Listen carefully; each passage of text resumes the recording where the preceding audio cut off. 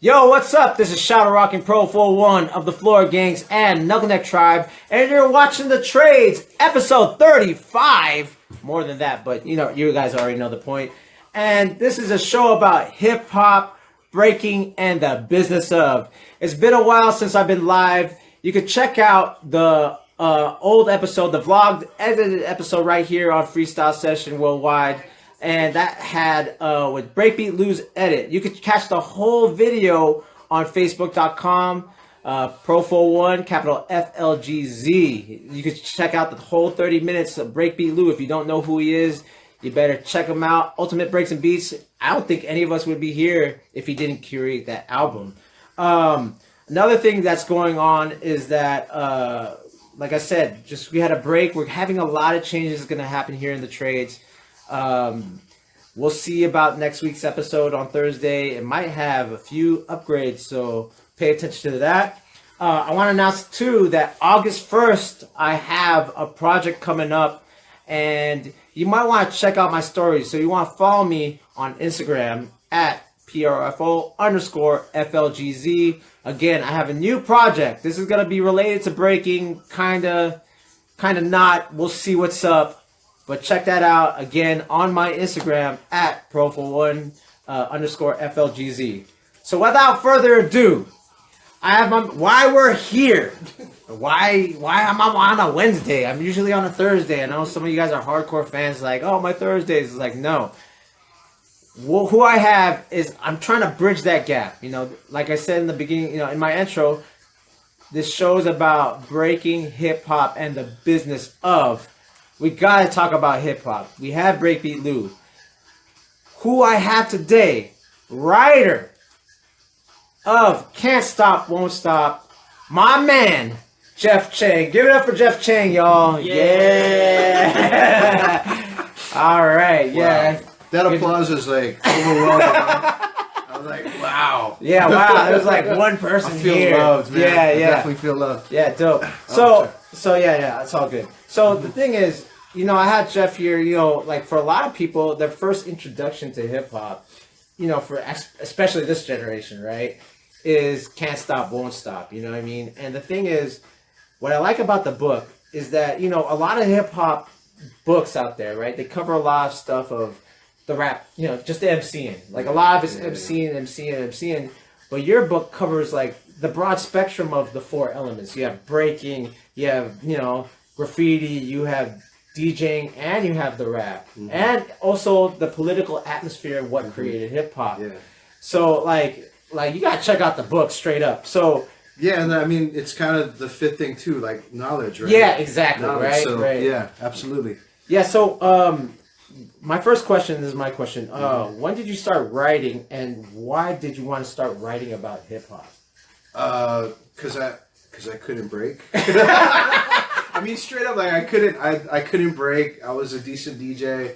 I was a tagger or whatever. Right. And this is in Hawaii, or is this? Yeah, in Hawaii. Okay. And I was like, I was born and raised in Hawaii. Yeah. Yeah. He's Chinese Hawaiian. What school?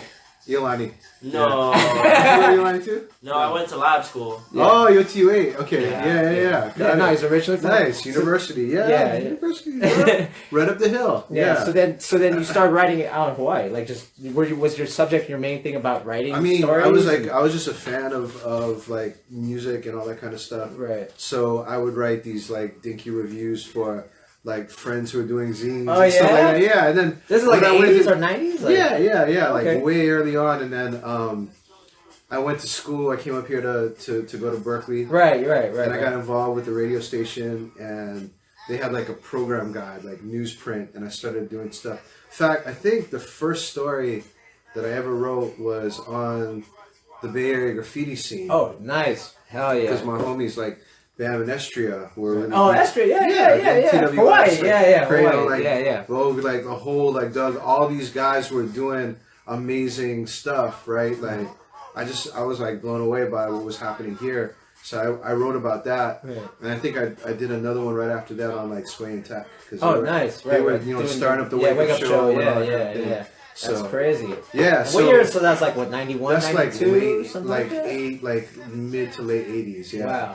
That's that I was crazy. doing that. Yeah. And then you went out north to Davis, or like how? Did Yeah, that, so I went up to Sacramento. I was working up there, and I got involved with KDVS up there. So Okay. I was doing KALX at Berkeley Wow. with people like Davey D and Right. Billy Jam and like these like superhero, my DJ superheroes. Right. And then I went up to KDVS and Paris, the rapper Paris. Yeah. He had a dude. show on like a couple of Really? In a Sac? couple yes Oh, shit. at Davis like about I want to say like a year or so before I came on. Right. And there was a whole bunch of other folks up there, Oris Washington, Bea Smith, who went by the name like Voodoo Child. And, Oh, wow. Like so, there was like a hip hop thing that was up there, Right. and this guy James Presley who was DJing at 102 FM 102, but it wasn't a lot of hip hop. Right.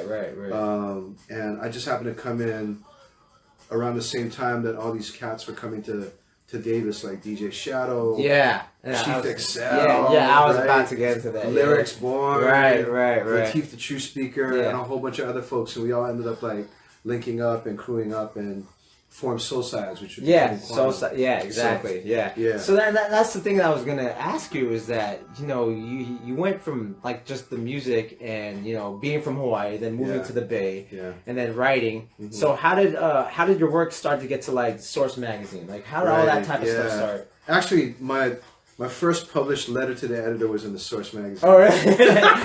And that made me think, oh, maybe actually like some folks beyond like my little circles might want to read this stuff. I mean, Right. I have visions of grandeur or whatever. Oh, hey, that's But, how it starts, right? Yeah, that's how it I starts. had a letter published in the Source, so I started writing for this magazine called Herb Magazine. Okay, Herb, yeah. Yeah, URB yeah. magazine, and then from there, I like was writing. I was a contributing columnist and all that kind of thing. Right.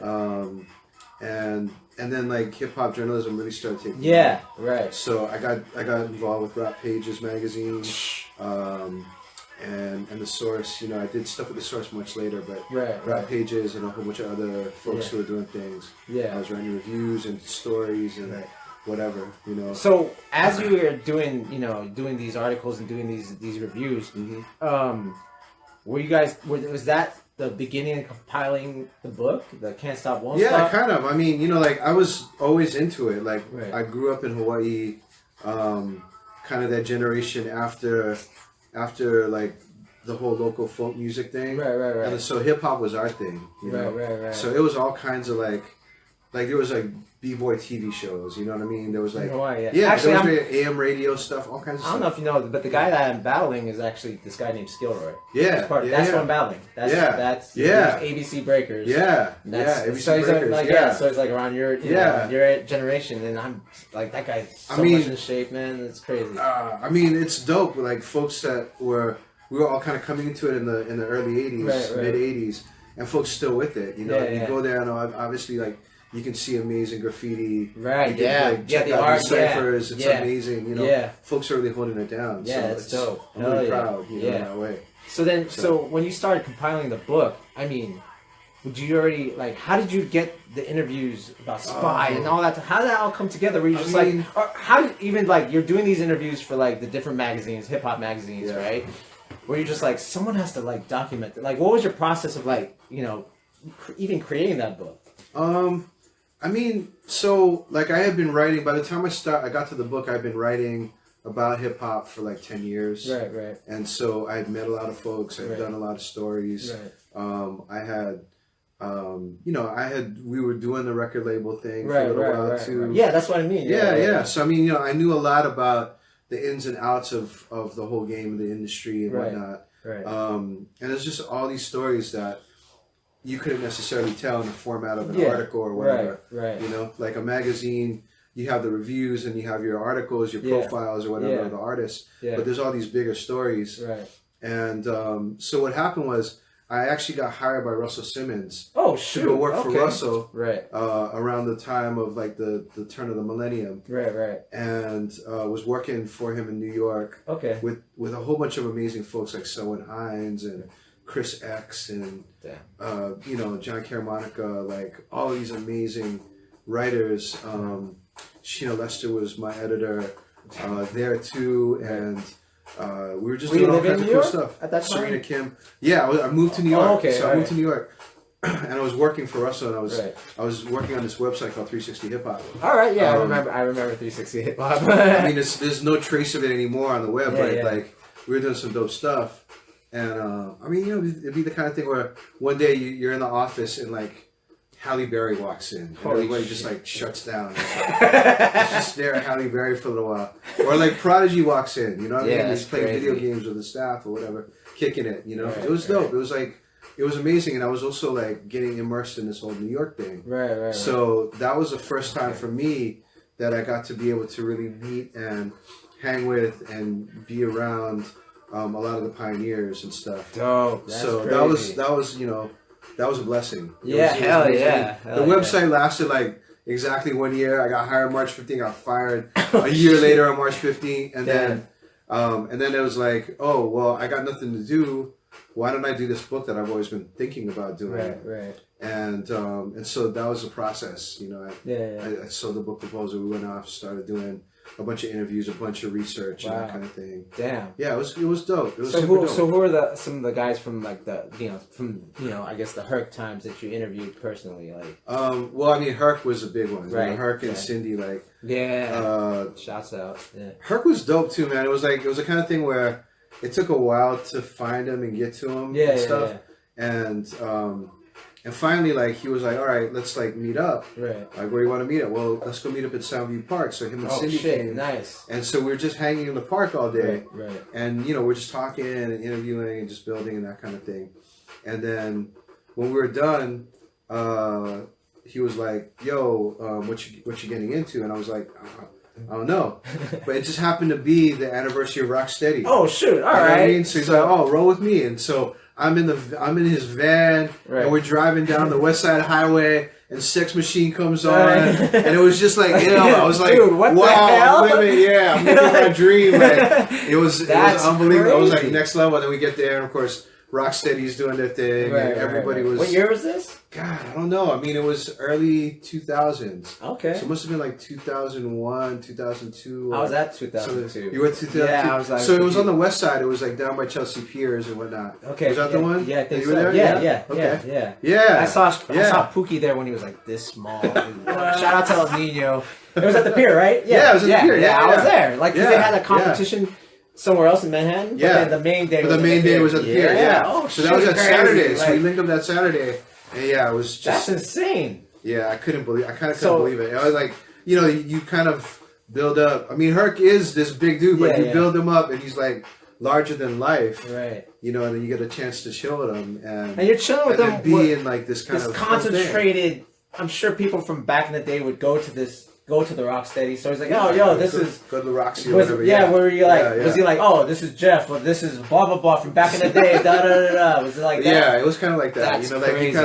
you kind of meet different folks and stuff, and you know, I got to interview Legs. I got to interview Okay, all right. Bambaataa. You know, Oh, so I got that to talk to even a for the bunch book, of that was Zulu like folks. perfect. Yeah, no, I mean, it was like, yeah, it was just like living. I was living the b-boy lifestyle, man. That's Yeah, I wasn't a insane. b-boy. I was living the b-boy lifestyle. But that's what, and that's the thing. So- That's the one thing I like about you is like you were trying to like get the all aspects. Like I said, there's a Yeah. lot of books that don't. You know, like when they say hip hop, it's mostly about rap. It's Mostly mostly about about rap, the music absolutely. part and like Yeah. very even little about the DJ part or Yeah. anything else. But Yeah. you really like would like you're like a fan. Like you love all aspects of. But it's like, I mean, it's like you. I mean, it's like a lot of us that came up with that. Right. You know, in that way, it's like everybody wanted to do everything. Yeah. Hell You know, yeah. you kind of Hell did yeah. do Hell everything. yeah. And Hell that was yeah. kind of how, and then you figured out like, well, I figured out I wasn't good at most of the things, but I could write about it. Like I Right, could document it. You know, Yeah, I could yeah. like, I could put it all together and stuff. That's So, crazy. yeah. That's a dope story. So let's go to. I had a question from Instagram and at Riff _978 asks, where do you get your influences as far as writing and in hip hop? Oh, that's dope. That's a dope question. Yeah. I mean, I came up. I was reading Greg Tate. I was reading Nelson George. I was Oh, okay, reading Nelson George. Dream Hampton. Yeah, like I was reading Joe Morgan. I was reading all of these like amazing writers. David Toop's book, The Rap Attack. You know, Stephen Hagar's book on hip hop. Oh, shoot. Like Right, were all right, like the yeah. classics and stuff for any. Like I grew up in Hawaii, so it was like very much like this this nerd, like far away from all this stuff, like whatever you can grab. yeah, right? like whatever you grab. can connect, you know. Henry Chalfant and Martha Cooper, who did like Subway art, and Martha Cooper, Jim Prigoff, you know, spray can art with Henry. Oh Henry my god, and stuff. Like that was how I learned. That was how we learned. Right. I mean, in Hawaii, it was like I remember like Bam and Estria, me, like we had taped. Somebody had taped Star Wars off of PBS, right, and it just got passed around the island. On VHS cassette that was like somebody had dubbed, like, you know what I mean? It's got all those lines in it, like going down and whatnot. And we were just hungry for all the information we could get. Crazy. So I was really influenced by that. And then as hip hop journalism started developing, like, you know, there was all of these writers, and everybody was kind of, it was a little bit of a battle, you know. Every month these magazines would come out, and there might be like 3 stories on, I don't know, De La Soul or whoever, right? Snoop Dogg. And people would be reading the stories and comparing them and talking about, oh, yo, did like Kevin Powell do it better than somebody else? You know, like Chael Coker or Rob Marriott writing about Rakim, or, you know what I mean? Like all of these different types of folks, Raquel Cepeda, like a whole bunch of people. You would just like know everybody's bylines before you knew who they were. And people were demonstrating their writing styles in the way that a B-boy would be demonstrating their style and whatnot. And that was kind of our little, like, it was like this monthly battle, like, you know what I mean? Like, because these artists would be coming out these records, or different events would be happening, and people would be covering it. And so that was kind of how, like, people, you know, the whole thing of b-boying is you come with something, somebody else comes in and like has to top that. Next person comes in, imitates a little bit, takes it further, tops that. You know what I mean? And so it was like that was how it built. And I feel like in those early '90s into the late '90s, a lot of writers got, you know, developed their chops, and now all of them are doing big things. I mean, like Carlito Rodriguez is writing for Empire now and stuff. You know what I mean? Like all of these folks are. I mean, Carlito. Like he's doing Empire, you know, someone's doing all kind of, like Chris X is doing, still writing, kind of holding it down, like showing all the new folks how to do things. You know what I mean? So it's like we all kind of paint our dues that way. So you know, I went on, and you know, now I can teach some folks about like how you put together these ideas and whatnot. So you have any questions, Sean? Yeah, well, I mean, one of them was just thinking about after college, after graduate. I think a lot of people get sucked into that day-to-day like life, you know, going to work and stuff like that. So I just wanted to know how you, I guess, continue to like live hip hop in a way.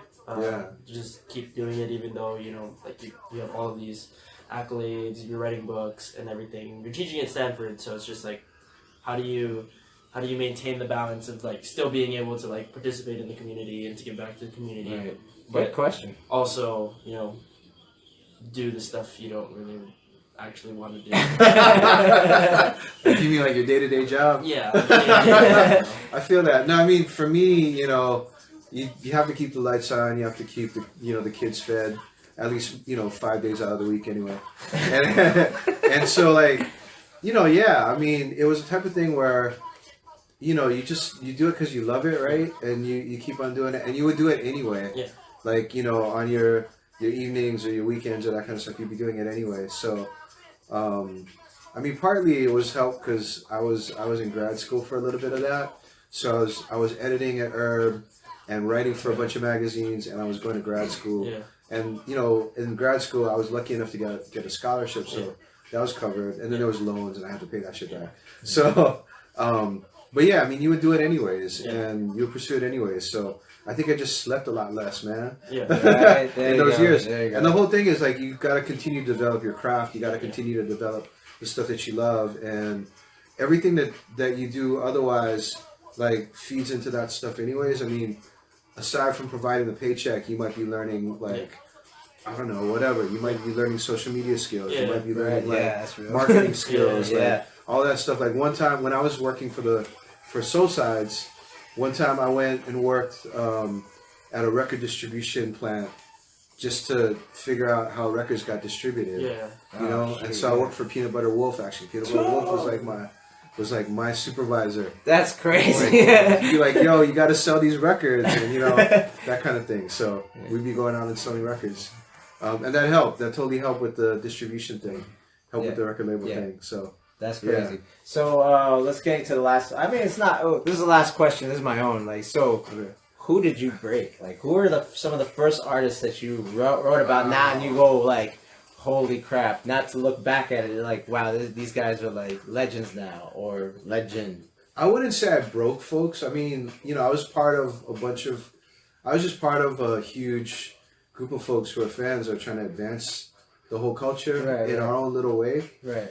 But I would say, like, for me, I'm most proud of, a lot of the stuff that I did on West Coast hip hop. You know? Yeah. I mean, like, I was living in LA when the Far Side and the Freestyle Fellowship were coming up.